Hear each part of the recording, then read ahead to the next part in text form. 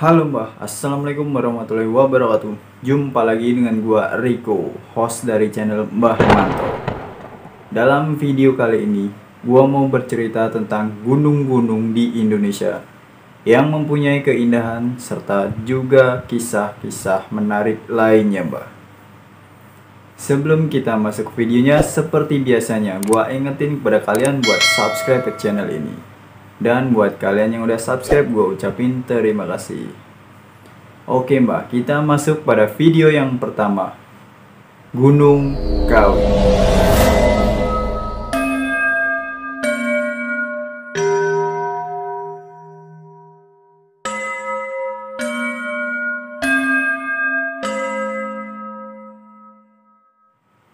Gunung Kawi merupakan sebuah gunung berapi aktif, tetapi tidak pernah meletus, Mbak. Jika gunung-gunung lain terkenal dengan keindahannya, lain hal dengan gunung yang satu ini, Mbak. Gunung satu ini lebih terkenal dengan kisah mistis yang menyelimuti Gunung Kawi. Masyarakat Jawa sendiri menganggap Gunung Kawi sebagai pusat dari pesugihan, Mbak. Jadi, kalau kalian ingin cari pesugihan, pergi sono ke Gunung Kawi. Nah, bener aja nih Mbah, ternyata semua itu bukan isapan jempol belaka. Semua itu memang murni adanya. Dari segala jenis pesugihan, ada semuanya di Gunung Kawi, Mbah. Dan untuk lokasinya sendiri, kalau mau mencari pesugihan, itu berada di kawasan hutan, di antara makam dan juga petilasan Prabu Kameswara I. Tapi Mbah, semua itu tidak ada hubungannya dengan makam ataupun Prabu Kameswara. Jadi, semua itu terbentuk murni dari ulah manusia-manusia yang serakah. Jadi mereka ini entahlah menyembah apa, mungkin setan atau batu yang berada di situ. Dan sama sekali nggak mempunyai hubungan dengan Prabu Kameswara. Konon di tempat petilasan Prabu Kameswara itu, Mbak, menjadi sarang ataupun istana makhluk-makhluk gaib. Ternyata, Mbak, telah banyak manusia-manusia yang tersesat di hutan ini. Nah, kalau tersesat di sini diartikan dengan mereka itu telah melakukan perjanjian dengan makhluk gaib ataupun jin untuk mencari pesugihan, Mbak.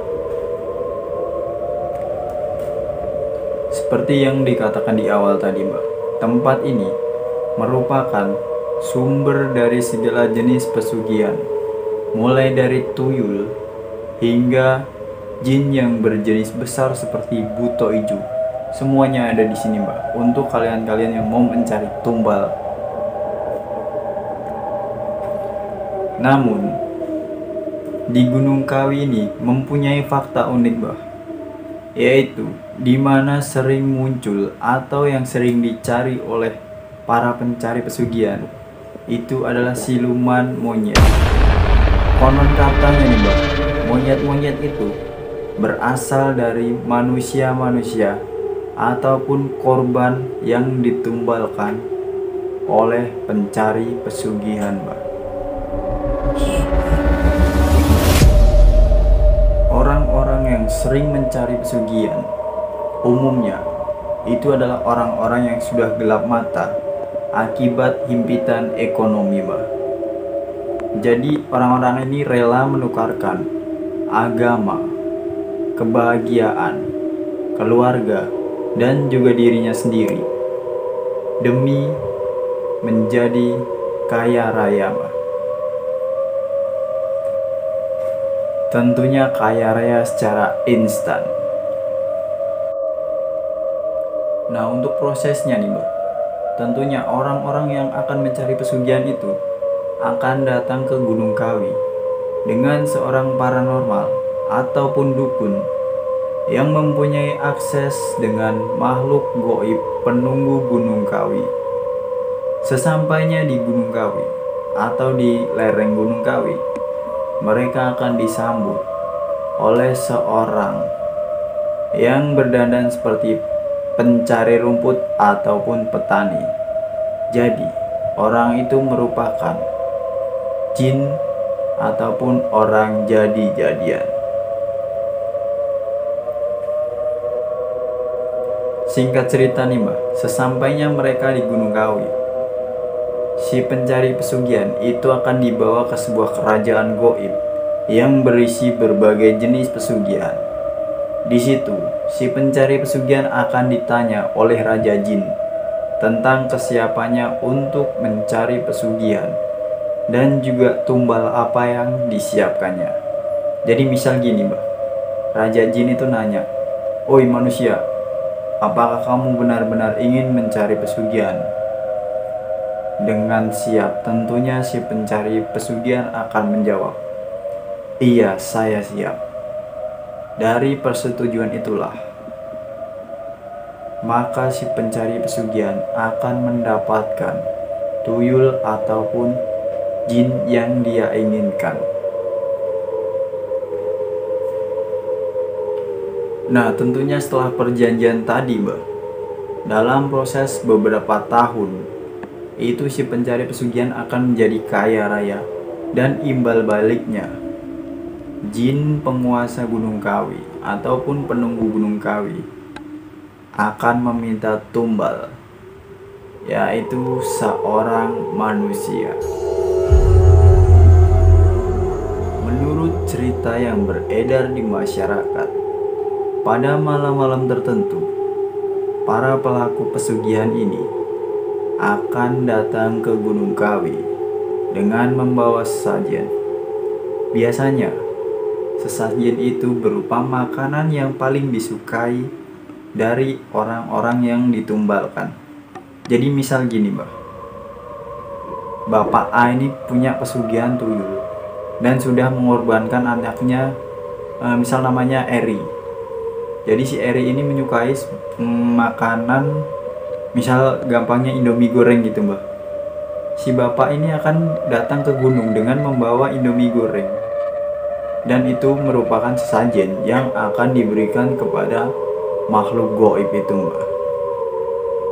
Tragisnya nih mbak, makanan-makanan itu akan disantap oleh monyet-monyet sambil menangis atau meneteskan air mata, karena si monyet-monyet itu merupakan perwujudan atau sukma dari tumbal-tumbal yang sudah dikorbankan, Mbak. Jadi si monyet itu makan sambil netesin air matanya, Mbak.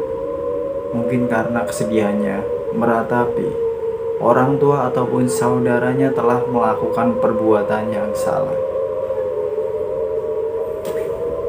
Mungkin saja sukma dari si tumbal itu atau si monyet itu mempunyai pikiran, apa salahku kok hingga aku dijadikan tumbal seperti ini.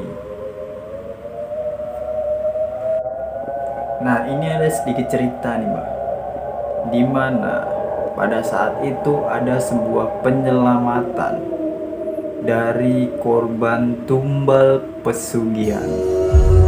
Jadi kisah ini gue baca dari sebuah artikel, dimana dalam artikel itu menceritakan pengalaman tentang pembebasan korban tumbal. Itu gara-gara hal sepele mbak, cuma karena sepotong roti. Kalau kalian beli itu berapa sih? Cuman 1.000 kan, kalau nggak 2.000. Roti yang kecil itu mbak. Jadi sebut saja namanya itu Mukidi mbak. Nama ini disamarkan. Dia itu memakan roti dari pemberian si A. Jadi si A ini punya pesugihan gitu mbak. Setelah memakan, baru makan nyampe tenggorokan, si badan Pak Mukidi ini langsung panas, tiba-tiba mendadak panas gitu mbak. Semua meriang. Tiba-tiba mendadak suhu tubuhnya ini tinggi dan dia merasakan meriang gitu mbak. Dan karena suhu tubuh yang meningkat secara drastis dalam hitungan detik itu, Mbak, Mukidi ini dibawa ke rumah sakit. Belum sampai mendapat penanganan medis, Pak Mukidi ini divonis meninggal. Kejadian ini terjadi di sekitaran tahun 2003.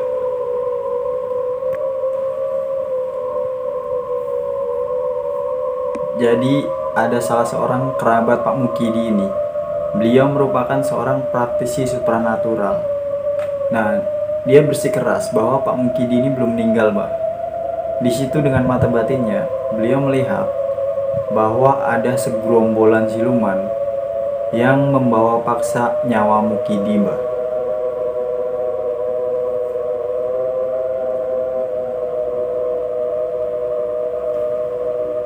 Para siluman ini membawa tubuh Mukidi ke sebuah puncak, di mana puncak itu adalah puncak Gunung Kawi. Kata Pak Syafruddin seperti itu. Jadi Pak Syafruddin ini merupakan guru silat dari Pak Mukidi dan juga merupakan kerabat Pak Mukidi, Mbak. Jadi untuk beberapa saat Pak Syafruddin ini hanya terdiam dan memandangi nyawa Pak Mukidi yang sedang dibawa oleh jin, hingga akhirnya dia pun tersadar ketika sebuah tepukan mendarat di pundaknya, dan orang yang menepuknya itu berkata, "Hei, cepat selamatkan dia." Rupanya yang menepuk pundaknya itu adalah istrinya, yang tak lain dia juga seorang paranormal, Mbak. Ya kayak istilahnya mempunyai ilmu yang sama gitu, Mbak, dalam sebuah perguruan silat. Nah, di sini, Mbak, Pak Syafruddin dan juga istrinya itu langsung memburu jin ataupun siluman yang membawa tubuh Pak Mukidi ke atas gunung. Dan menurut gambaran beliau, siluman-siluman ini mempunyai wajah yang sangat menjijikkan, menyeramkan, serta penuh amarah. Setibanya di hadapan para jin itu, tak gentar, Pak Syafruddin menantang para jin itu untuk berduel.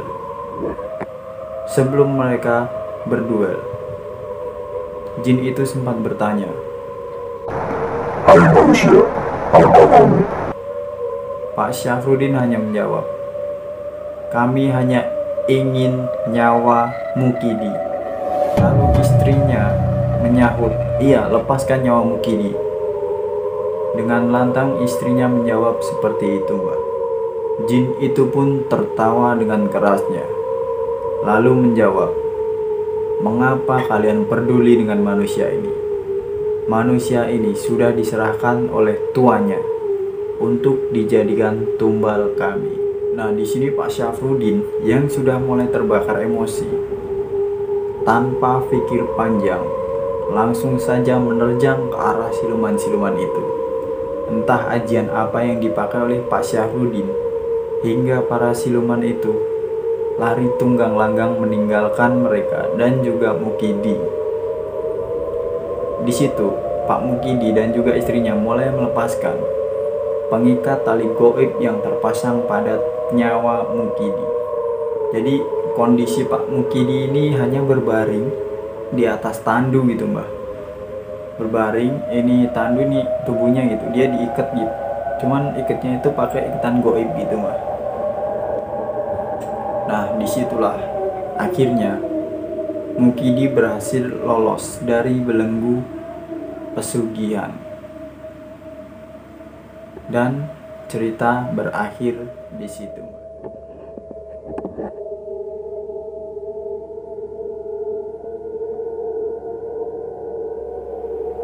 Oke, Mbak, kita masuk ke cerita selanjutnya.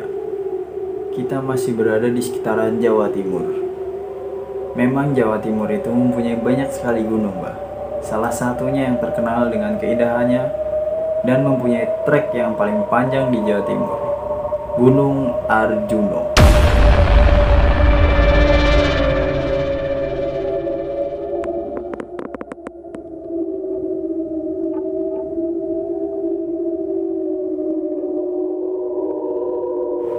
Gunung yang paling disukai oleh para pendaki, Mbak. Gunung Arjuna ini Mbak memiliki ketinggian 3.339 meter di atas permukaan laut.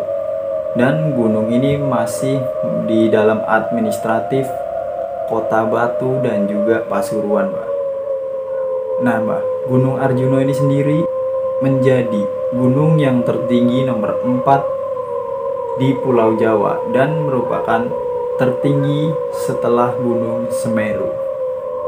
Nah, dalam video Gunung Arjuna ini Mbak, gua mau bercerita sedikit tentang pendaki yang pernah mengalami hal mistis ketika mendaki di Gunung Arjuna Mbak.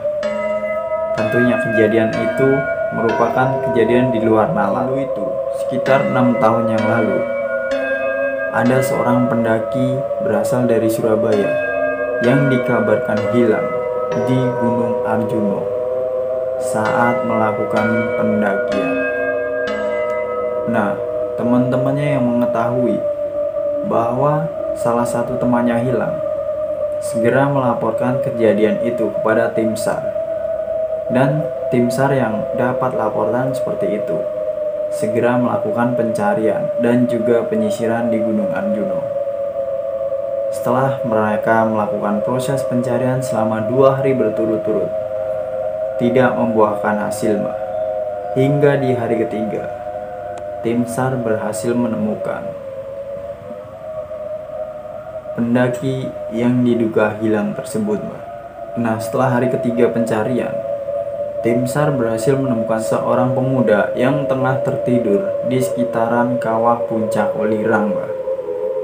Setelah ditanya oleh petugas ataupun tim SAR, pemuda itu mengatakan dia tidak mengetahui bagaimana dia bisa berada di situ.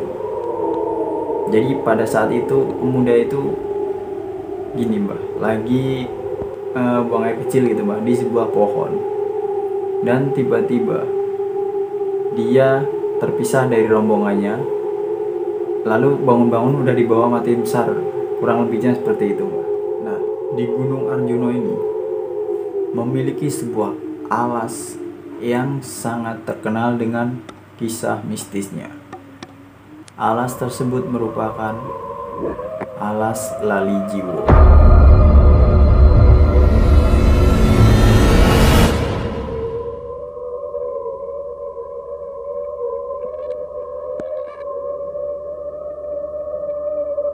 Kalau dalam bahasa Indonesia, Lali Jiwo diartikan sebagai lupa diri atau jiwa yang hilang. Tentunya pemberian nama itu tak lepas dari kisah-kisah mistis yang menyelimuti alas Lali Jiwo dan juga hutan lebat yang sering membuat pendaki kebingungan ataupun kesulitan menemukan jalur pada saat pendakian. Nah, pada tahun 2019 silam Mbak, alas Lali Jiwo ini menorehkan kisah pilu, di mana tim SAR menemukan tubuh dari pendaki yang tersisa itu hanya tulang belulang Mbak.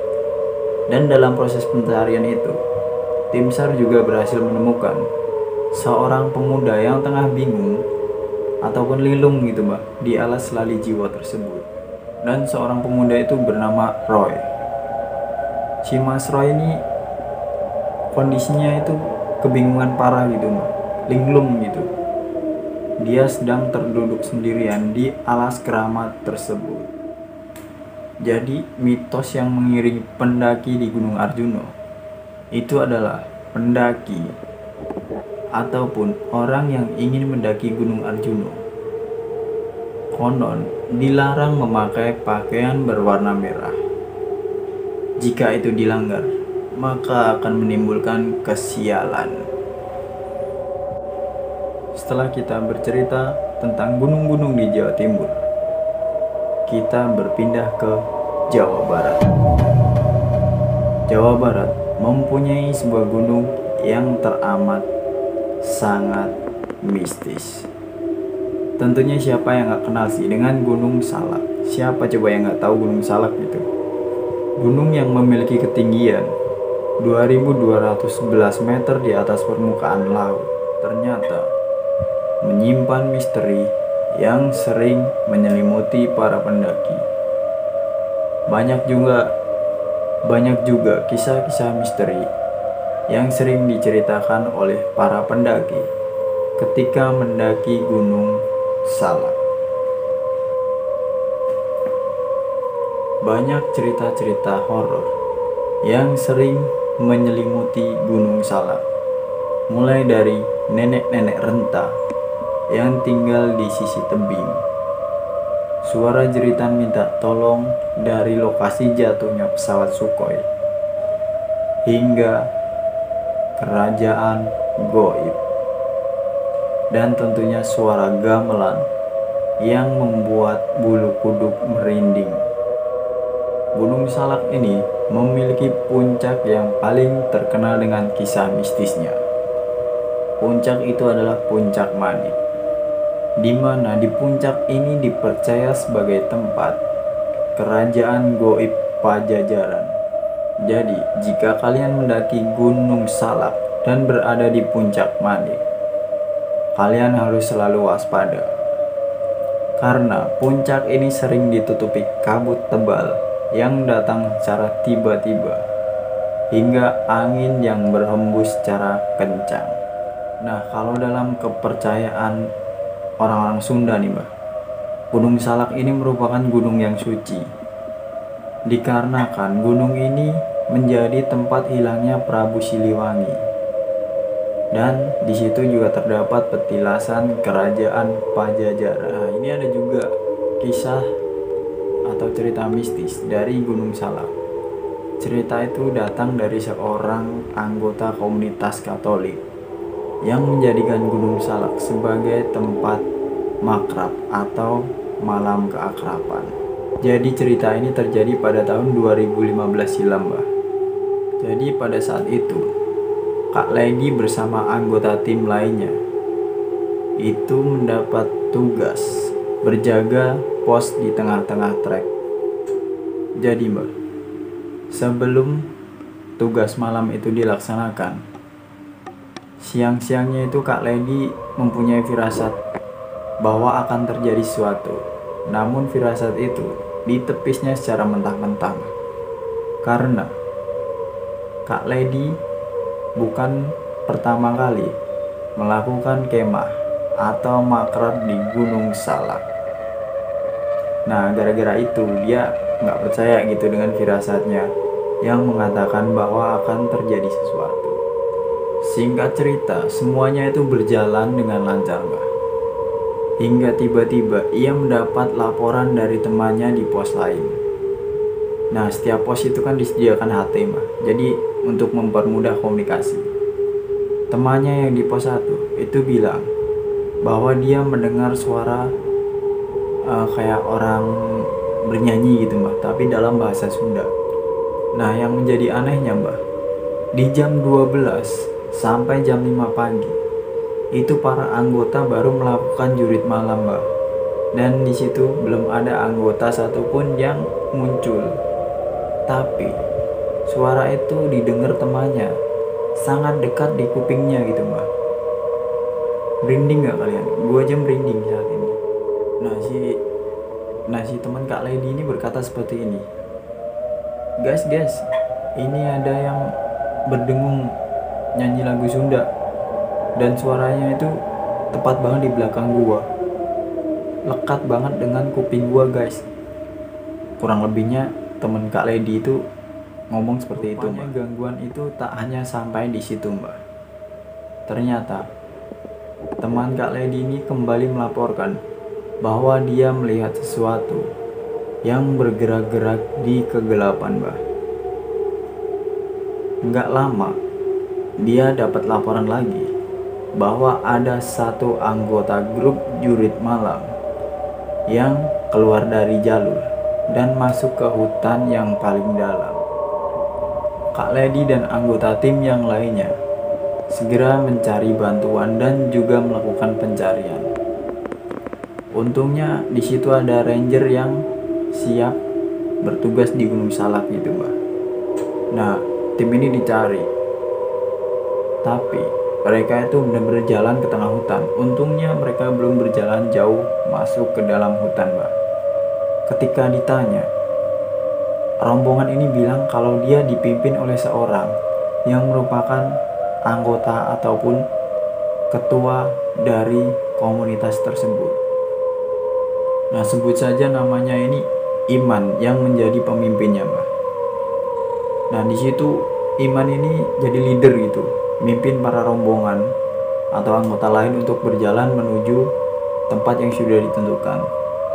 Ya karena anggota itu tidak bisa melihat papan petunjuk dengan jelas. Dan tiba-tiba di tengah-tengah hutan dan di kegelapan, si Iman yang menjadi leader ini menghilang secara tiba-tiba, Mbak. Nah, di situ para anggota tim lainnya menjadi kebingungan.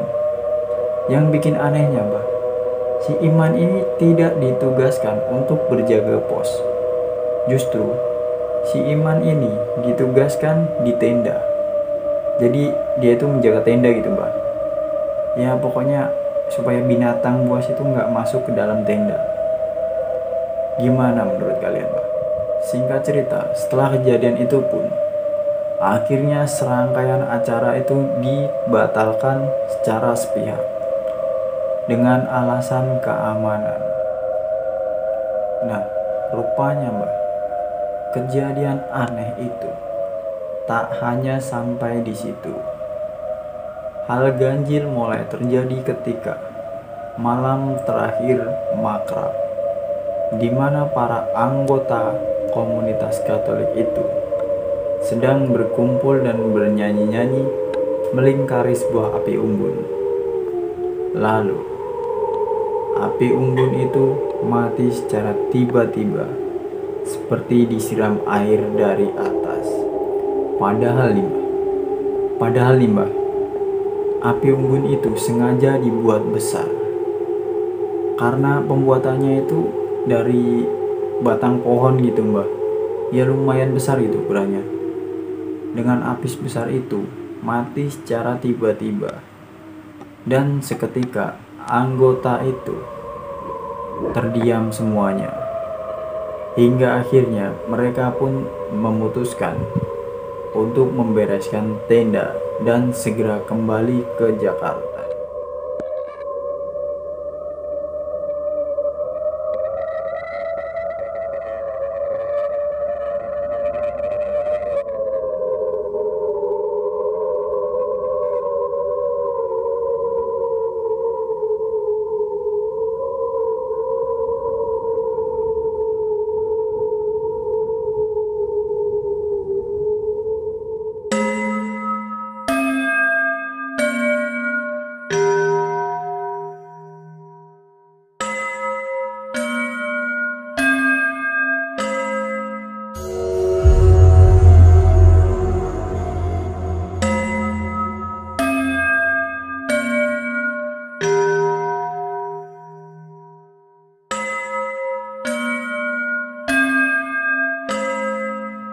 Assalamualaikum warahmatullahi wabarakatuh. Jumpa lagi dengan gua Rico, tentunya masih di channel Mbah Manto, channel yang akan mengupas tentang misteri dari berbagai penjuru dunia. Dalam video kali ini, Mbah, gua mau bercerita tentang Gunung Merapi. Oke, Mbah, sebelum kita lanjut ke videonya, alangkah baiknya buat kalian yang belum subscribe ke channel ini, silahkan subscribe dengan cara menekan tombol subscribe dan juga jangan lupa aktifkan notifikasi lonceng agar kalian tidak ketinggalan info-info terbaru dari channel ini. Terima kasih buat kalian yang udah klik video ini dan juga like apalagi subscribe. Tidak usah berlama-lama, langsung saja kita ke ceritanya. Gunung Merapi. Gunung Merapi ini terletak di tengah-tengah Pulau Jawa dan diapit oleh 4 kabupaten di berbagai sisinya, Mbak. Sisi selatan Gunung Merapi terletak di administrasi Daerah Istimewa Yogyakarta atau yang disingkat dengan DIY, dan sisi barat masuk di dalam wilayah Magelang, sedangkan sisi utara dan timur itu masuk di kawasan Kabupaten Boyolali, sedangkan untuk wilayah Tenggara sendiri itu masuk di Kabupaten Klaten. Hai Mbah, buat kalian yang tinggal di Merapi, bagaimana kabar kalian Mbah? Semoga baik-baik saja. Kalau kawasan puncak di sekitaran Merapi itu Mbah, yang hutannya itu merupakan Taman Nasional Puncak Merapi sejak tahun 2004 Mbah. Dan Gunung Merapi ini memiliki ketinggian sekitar 2930 meter di atas permukaan laut, atau yang disingkat dengan MDPL. Jadi Mbah, awal mula terbentuknya nama Merapi ini itu berasal dari kata Meru yang merupakan gunung dan api, dan memiliki nama utuh Merapi. Dan Merapi ini memiliki nama lain, Mandrageni. Menurut cerita Mbah, dan juga mitos yang berkembang di masyarakat, dan juga dari kitab-kitab yang gua baca tentang Merapi Mbah, Merapi ini dulu memiliki nama Jamur Dwipa, dan Merapi ini terletak di sisi selatan Laut Jawa. Dan menurut kitab-kitab kuno yang gue baca dari Merapi ini Mbak, dulu itu para dewa ingin memindahkan satu gunung ke tengah-tengah Pulau Jawa. Itu karena gunung itu nyaris tenggelam. Tujuan dari dipindahkannya gunung itu ternyata sebagai penyeimbang tanah Jawa. Menurut ceritanya begitu Mbak. Sekarang kita beranjak ke Pasar Bubrah. Nah, buat kalian para pendaki, tentu tidak asing dengan nama Pasar Bubrah. Pasar Bubrah ini tentu menjadi buah bibir bagi para pendaki, dan terletak di punggung, tepatnya di bawah kawah Merapi Mbak. Tempat itu biasa dipakai untuk ngecamp juga Mbak. Dan di Merapi ini juga terdapat Bunker Merapi. Jadi di Merapi ini memiliki bunker atau tempat penyimpanan senjata yang dulu digunakan oleh penjajah. Menurut cerita yang beredar di masyarakat, bunker ini sangat angker. Tapi buat kalian yang ingin mengakses bunker ini, kalian bisa mengikuti lavator dan menuju ke bunker tersebut.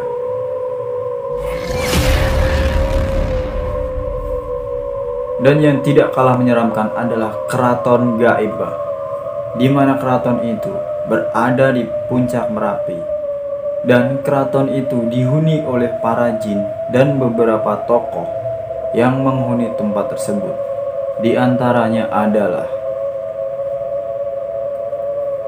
Eyang Merapi, Eyang Sapu Jagat, Eyang Megantara, Nyi Gandung Melati, Eyang Antaboga, Kiai Petruk. Tentu kalian tidak asing dengan nama yang satu ini. Dan Kiai Wolawali. Ada juga yang terakhir, Kartadimejo. Sedangkan hutan yang dianggap paling sakral dan angker itu bernama hutan alap-alap. Buat kalian Mbah yang sering survive ke tempat itu, diharapkan hati-hati jika melintas hutan ini Mbah.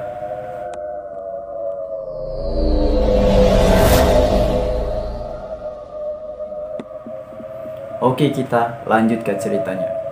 Nah, di sini gue mau sedikit flashback dan juga bercerita di mana ada pendaki yang jatuh ke kawah Merapi usai bersuah foto. Kita masuk ke kronologi ceritanya Mbah. Jadi pada tanggal 17 Mei 2015 itu ada satu rombongan pendaki yang hendak menuju puncak Merapi.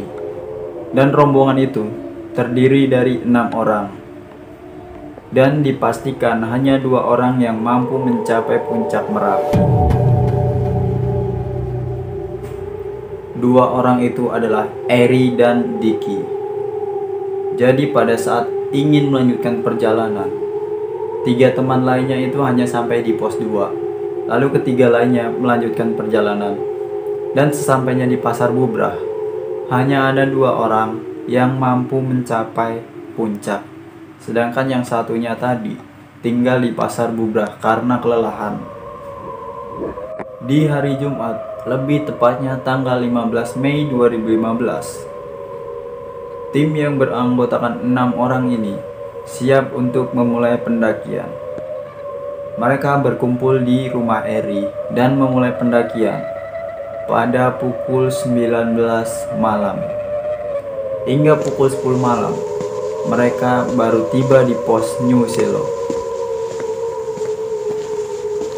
mereka terus melanjutkan perjalanan hingga hari berganti menjadi Sabtu 16 Mei 2015, lebih tepatnya pada pukul 03.30. Rombongan itu sudah terbagi menjadi dua kelompok.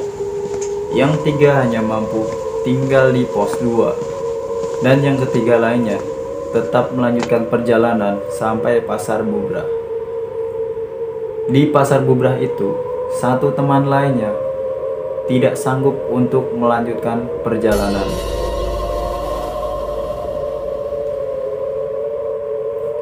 Dan hanya Eri dan Diki yang masih mampu untuk terus melanjutkan perjalanan untuk mencapai puncak Merapi. Tepat pada pukul 9:30 pagi, Eri dan Diki mencapai puncak Merapi, atau yang lebih dikenal dengan Puncak Garuda, di mana mereka berfoto-foto di atas Puncak Garuda, puncak yang paling tinggi di Merapi. Saat itu dia memutuskan ingin turun, tapi dia ragu-ragu. Diki yang mengetahui temannya kesulitan untuk turun, dia mencoba membantu Eri dengan berjaga di bawah.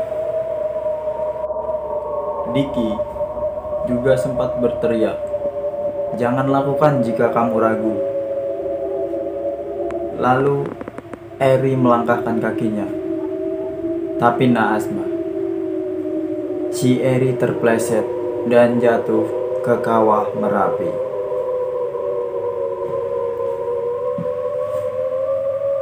Diki yang mengetahui temannya jatuh ke kawah Merapi langsung segera mengambil tindakan melaporkan kejadian tersebut kepada tim SAR Merapi.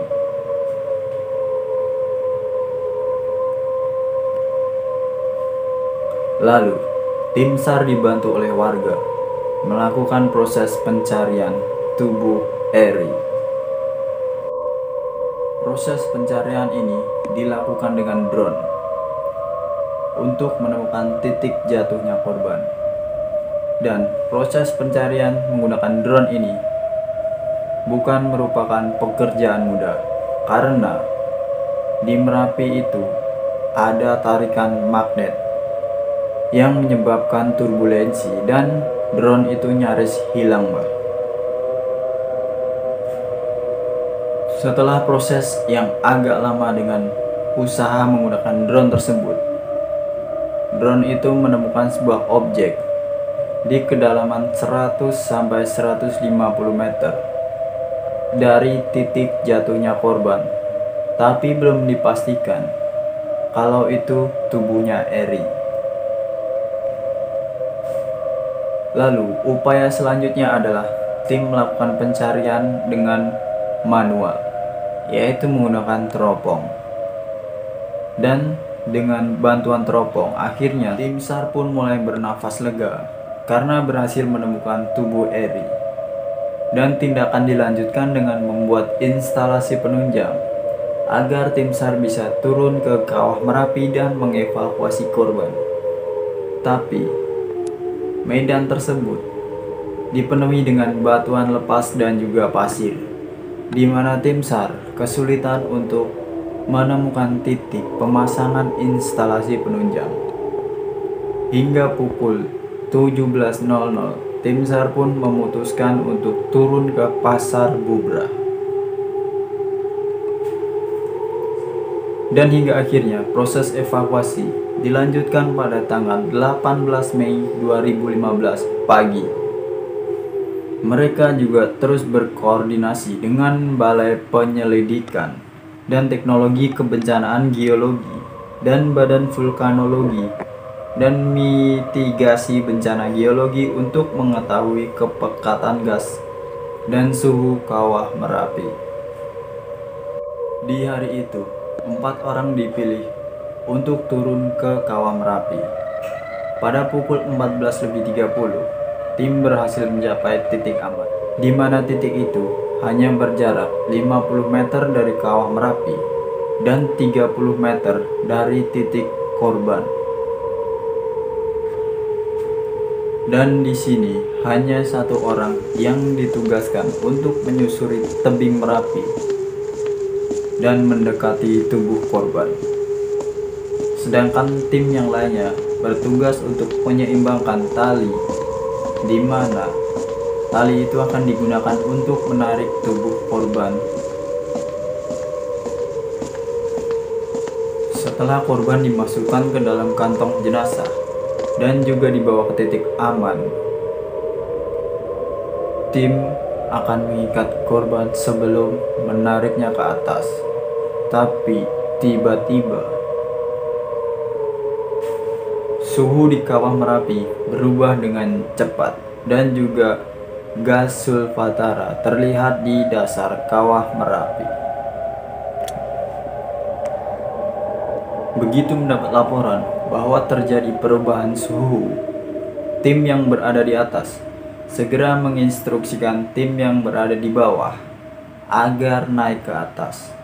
Tapi sebelum tim naik ke atas, mereka memindahkan tubuh korban agar tidak terkena panas kawah Merapi. Lalu proses evakuasi pun ditunda dan dilanjutkan pada hari Selasa 19 Mei 2015. Tim memutuskan untuk segera mengevakuasi korban karena dirasa cuaca pada saat itu sangat mendukung. Hanya ada satu orang yang ditugaskan untuk turun ke kawah dengan tujuan menahan tali yang digunakan untuk menarik tubuh korban agar tidak bergesekan dengan bebatuan. Hingga pukul 14.30, akhirnya tim SAR berhasil membawa korban ke atas. Dan di situ tim SAR bernafas lega karena berhasil mengevakuasi korban dan usaha yang mereka keluarkan tidak sia-sia. Lalu, langkah selanjutnya adalah korban dibawa ke rumah duka dan juga dimakamkan di TPU tak jauh dari rumahnya. Mungkin sekian cerita gua di Merapi ini.